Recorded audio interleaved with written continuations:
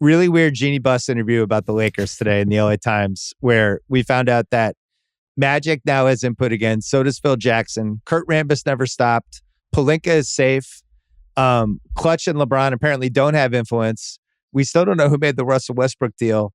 Everything's fine. She's confused why she spent so much on luxury tax to not make the playoffs.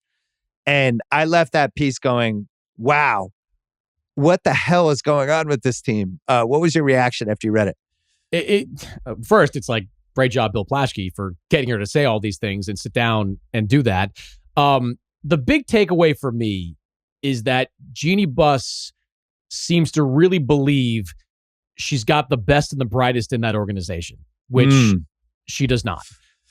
They are a marquee franchise that's being run like a Dave & Buster's. Like they really are. It's like they have, Rob Pelinka is fine. Longtime NBA agent. He's got a lot of experience in the league. We've seen agents have success before in these positions. But to read kind of Jeanie Buss defend Kurt Rambis by describing his 40 years of experience that have led to that was amazing. nothing consequential, and then kind of denying that Linda Rambis is involved in basketball operations, but affirming that she is an advisor, which kind of suggests she's involved in basketball operations. And I kind of flash back to something that Rob Pelinka said at the end of the season media veil when he's like, our basketball operations staff will dig into this. It'll be me, Kurt, and the two buses, like the two bus men in that organization. Like, you compare that, Bill, to what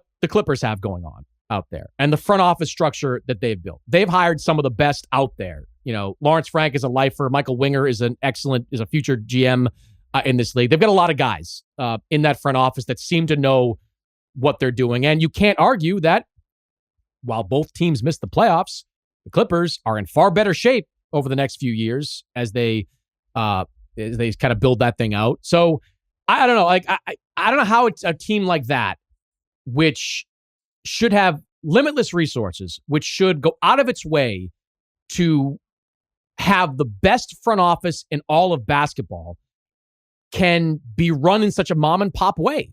Like, yeah, but here's the thing. I just don't get it. You know who's happy about it? The other 29 teams. Sure. Because the worst case scenario for all of those teams is if Jeanie looks around one day as she's having people on the deck with all her advisors, all of whom are just either taking money from her or whatever. And she looks around and goes, maybe I should get that guy, Sam Presti from Oklahoma City, and I'll just pay him $15 million a year and he could just run this and fix this. That would be a worst case scenario for the league. And Presti's just sitting there now as, Messiah's, he's in Toronto. The Boston situation seems pretty stable at this point. Clippers are stable. Golden State's stable. If you're just talking about like, who's the big ticket name out there that could immediately fix your franchise, I would say it's Presti. I don't know if he'd want to work for the Lakers. He grew up in Massachusetts, but it's kind of hard for me to believe she wouldn't look at this and go, our team can't find or keep talent. We've made wrong decisions pretty much all the time, except for the Anthony Davis trade, which, by the way, we gave up more assets in that trade than anyone's ever given up in an NBA trade ever. Maybe I need to bring somebody in who actually knows what they're doing. I don't know if he'd want to work there either.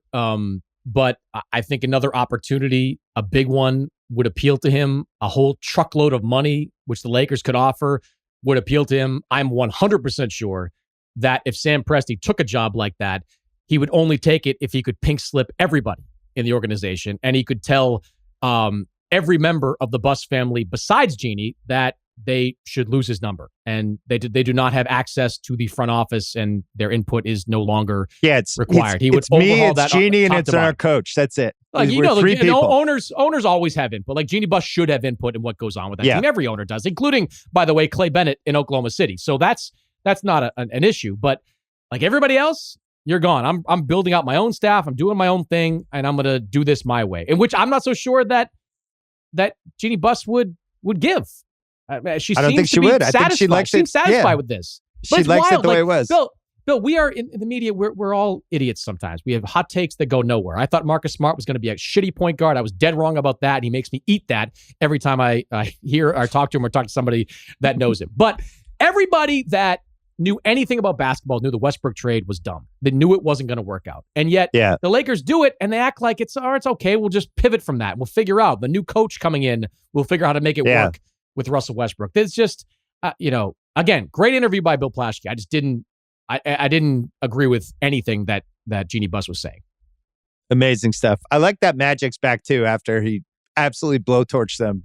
Phil Jackson's 1 hour back. press conference. But forget Magic. Magic, at least, like, he's got history with Jeanie, all that stuff. True. Like, he's like, whatever. But, like, Phil Jackson, who was one of the worst GMs ever, brutal GM in New York, he's offering advice on how to tweak the team. Like, what are we doing? Like, how does this make any sense to be taking advice from people that do not have a track record of success at that particular job?